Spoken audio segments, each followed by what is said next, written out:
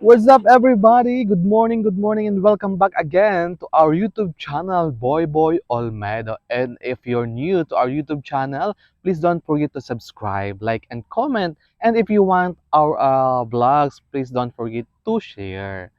Diba? And for today's video, we have a new topic regarding the being responsible and being mature. Yeah, diba? So now I will give you some tips regarding to how to be more mature and responsible to our life, diba? So and today, I will give you some tips. Okay, let's continue. And in number one, set your goals. We need to set our goals. We need to set our goals. If you want to be more mature and responsible, you have to make it a clear and realistic goal rather than seeking satisfaction in fantasy. Remember this. Strive and compete for your objectives. Invest your energy in setting your goals and activities that extend beyond oneself and interests. Number two, be persistent. Be persistent. Aside from setting your goals, it would help if you did to achieve maturity to have perseverance. Achieving your goals in your life or getting results from what you've worked hard for takes time and process. So keep on trying and be persevering person. Never give up halfway and always remember your goal. Next, listen more and talk less. Most people tend to treat conversation like a competitive sport, but actually, this approach is opposite to the one you should take. Do you know that the person who talks fewer benefits the most, and the person who talks most benefit most minor? Listening is also a sign of maturity because when you listen, you understand things. Remember this. So be a giver rather than taker. Di ba guys? Next, have self-control. We need to control ourselves. If you want to have more maturity and responsibility, learn how to control yourself.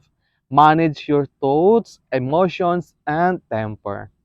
Be careful to evaluate and analyze your actions and behavior.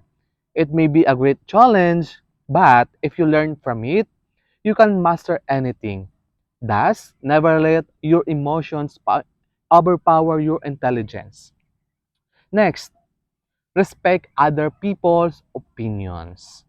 This is one of the best. We need to respect the others' opinions. People have different perceptions in life.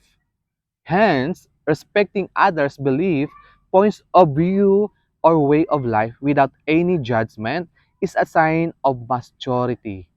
To understand things in life, even if you disagree with someone's opinion, learn to respect it and make it a point to never argue about it.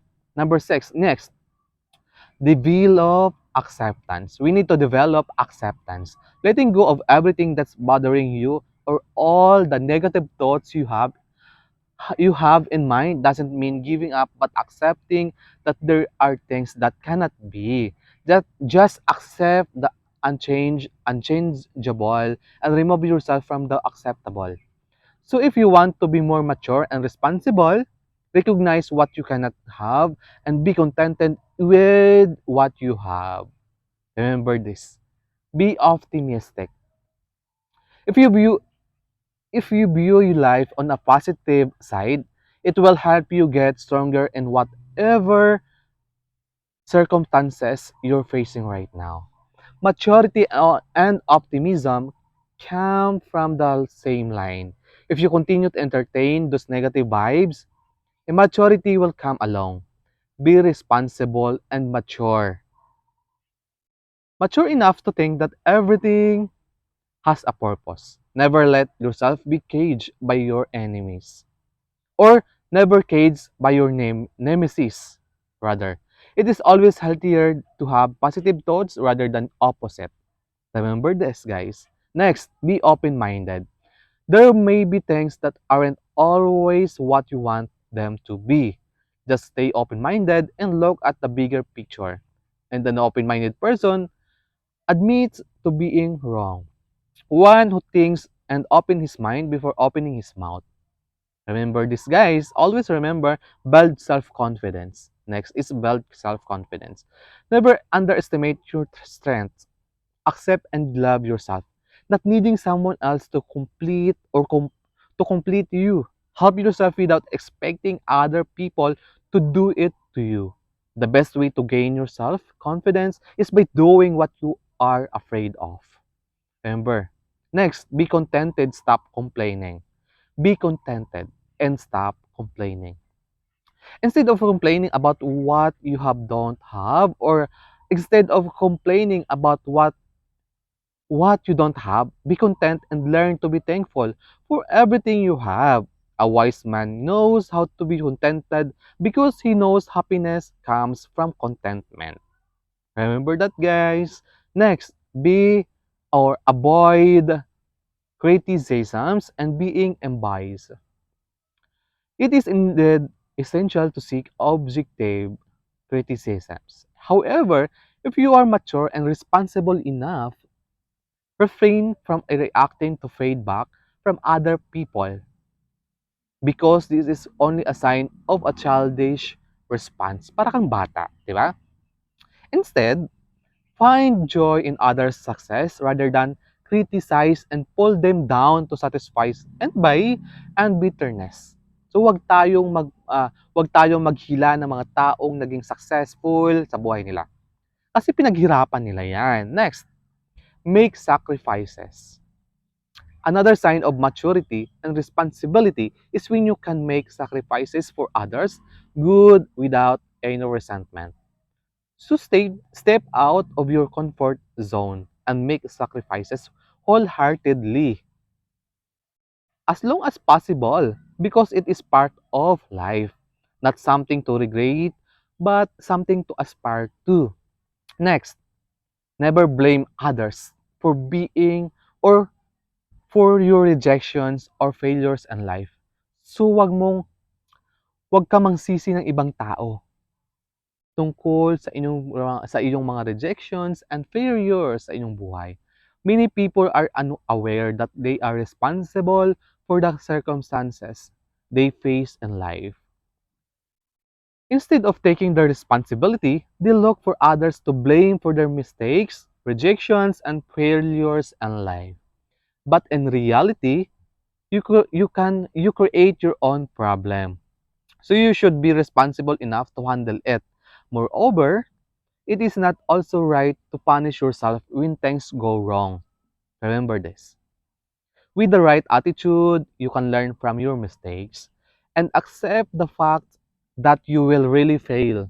However, failures only teach you how to be strong in life. Failures only teach us or you on how to be strong in life. Next, do good deeds.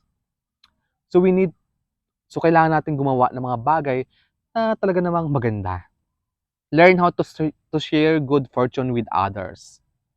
Selfishness, selfishness is only a sign of its maturity. Doing good deeds is a man's most glorious task, showing his maturity and sense of responsibility to handle different situations.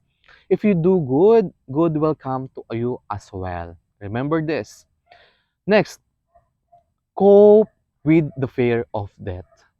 We all know that everyone will face death in the future, and many people are probably afraid to face this reality. Maturity is when you're able to accept the fact that death is part of life, is a part of our life. Just focus on your attention on living the present rather than imagining the future. Living the living in the adulthood stage involves remaining vulnerable to both sadness and joy innate and the human condition, di ba? So that is the whole topic. That is the tips on how to be responsible and